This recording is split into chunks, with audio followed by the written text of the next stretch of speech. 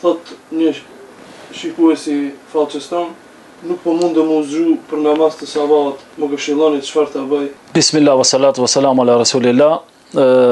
Se e takon pyetjes të cilën do me thonën parasron vllau jon që nuk mund të zgjohet me muaj në kohë të sabahut, është një musibet prej musibeteve të cilën e ka kaplu do me thonën një numër të madh të besimtarëve namazli. Unë tash nuk po flas për ato të cilët s'falen, sa ato të cilët s'falen as sabajin, se falen as drekën, por për flas për ato të cilët e kanë kuptuar namazin dhe kanë kuptuar se do me thonë kohrat e namazit dhe urdhni për namazin është i prerë prej Allahut dhul xhelal, por vjen koha që sidomos në kohën e namazit të sabahit vjen shejtani dhe i mundon ata, vjen shejtani dhe ju bën vezvese atyre, vjen shejtani dhe ja umshil veshët e tyre që ata mos dëgjojnë as ezan e as hyrjen e kohës së sabat. Për me fal sabahun në kohë, dietarët kanë përmend disa shkaqe që ti duhesh t'i bësh nëse don ta falësh në kohë. Pra atyre është që ti mos e vonojsh natën që të zone mas jacihen vonë e ti pastaj për sabah mos e zgjohesh. Por nëse është nata e shkurt, sikur tani që është verë, se do të verë jacia edhe më vonë, atëherë suneti pejgamberit alayhis salam që më njëherë pas jacies që ti të bish me fletë, që sa të pak të zgjohesh sabah.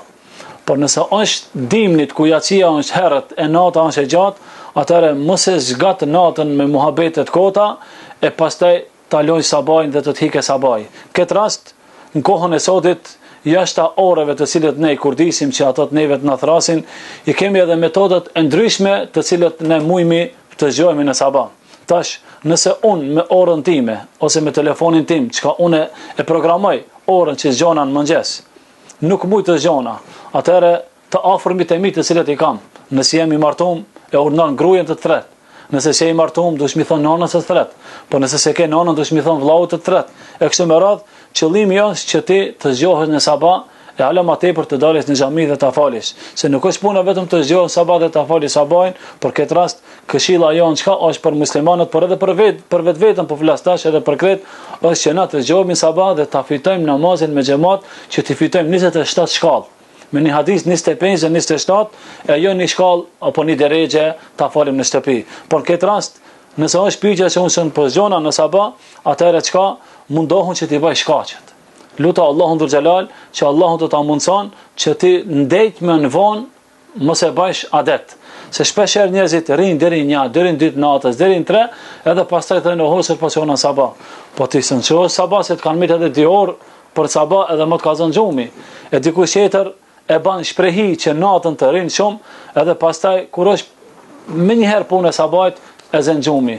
Bile edhe nata jote me çku me namaz, ulemat kanë thonë. Nëse dikush e fal namazin e natës, fillon nga 12, 1, 2, 3 orë natën të falesh, edhe 4 orë natën të falesh, por falesh nafile dhe xhe xhumi dhe të ka hik namazi sabajt, ta di se ki bo më shumë gjuna për sabahin se sa për atë që e fal natën. Por atë domethënë ajo që e fal natën në sunet, kurse kjo që duhesh të falesh në mëngjes në sabah, është farz. Atëherë ti duhesh me lënën sunetin për me mbri farzin, ose në këtë rast duhesh ta bësh xhumin e jo të falesh namaz natën për me fal namazin e sabahit. Por nëse don të falesh namaz natën, por je i bindur dhe i sigurt se edhe në sabah do ta falesh, kjo është më e mira e të mirës, por atë domethënë ajo çka duhet ta rumbullaksoj, domethënë përgjigjen e kësaj pyetje është që vllai dashur musliman duhet ta kesh dertin, sikur se e fal drekën, i kindien, akşamën edhe yacien, sabahi mos të mashron shejtani, se shejtani i mshel domethënë në dyrt. Edhe shejtani ja mshel veshët besimtarve, edhe ato duhet domethënë të zgjohen me etapën e parë, me etapën e dytë dhe etapën e tretë. Etapa e parë është çohet me bismillah, edhe ja thën kamën shejtanit si shtat popullit e ne, e dyta është që të marrë abdes, ende më tepër domethënë e mund shejtani, dhe e treta është kur del ti në xhami. E nëse ti se ban të parën, e dyta nuk bëhet. Nëse se ban ti edhe dytën, e treta nuk bëhet. Këtë rast mos lën që shejtani të urinon në veshët e tua, se shejtani e bën urinën në veshët e njerëzit kur ajo është domethënë i humbur në xhum, në thellësinë e xhumit, në kohën e sabahit. Për këtë rast themi duhet të bëjmë shkaqet, e shkaqet i përmendëm pak më lart, e nëse i bëjmë këto shkaqe, mundot ndonjëherë më ndodh që namazi i sabahut të zënxhumit dhe qohësh, domethënë me lindjen e diellit, kështu i ka ndodhur edhe një herë pejgamberit alayhis salam. Po pejgamberit vetëm një herë i ka ndodhur kur kanë ardhur prej betejës dhe i ka zënxhumi dhe kur janë çu vetëm se dielli kish lind, i thonë o Bilal, thirrë ezanin, edhe pse sabahi vetëm se kish pas dalë dhe dielli kish lindur, por e kanë fal sabahin në atë kohë, por kjo kohë për pejgamberin ka qenë një herë edhe për sahabët, kurse neve në kohët e sotut po na ndodhen si shpesh, në këtë rast ai cili po e paraqison pyetjen thotë me muaj, nuk më del xhumi sabah, atëherë duhet ta kontrollon vetveten se me të vërtetë shejtani po na bën vezvese neve e përmes me na bë vezvese neve duhet t'i bëjmë lutjet tona. Cilet lutje?